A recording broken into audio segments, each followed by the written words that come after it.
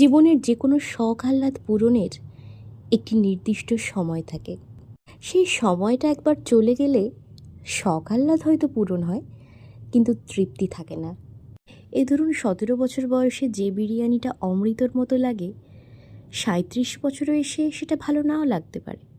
ঠিক সেরকমই এই 20-25 বছর বয়সে প্রিয় মানুষের সাথে বৃষ্টিতে ভিজতে, ঘুরতে, হাতে হাত ধরে হাঁটতে যতটা রোম্যান্টিক লাগে, 40-এ পা দিয়ে সেই একই কাজ করতে যে রোম্যান্টিক লাগবেই তার কিন্তু কোনো গ্যারান্টি নেই।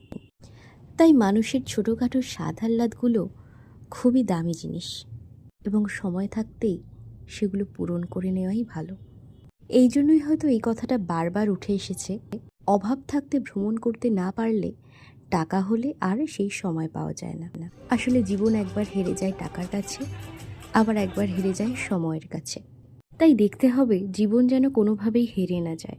যে কোনো বাধাকে উপেক্ষা করে জীবনকে উপভোগ করাই উত্তম। আর সেই জন্য কে কী বলল, কে কী ভাবলো, সেই সবগুলোকে গুরুত্ব না দিয়ে ঘুরতে বেরিয়ে পড়ুন প্রিয় মানুষের সাথে। আর যদি কাউকে না পান তাহলে একাই বেরিয়ে পড়ুন। সবসময় এটাই মনে রাখবেন যে এই সময়গুলো আর ফিরে আসবে না।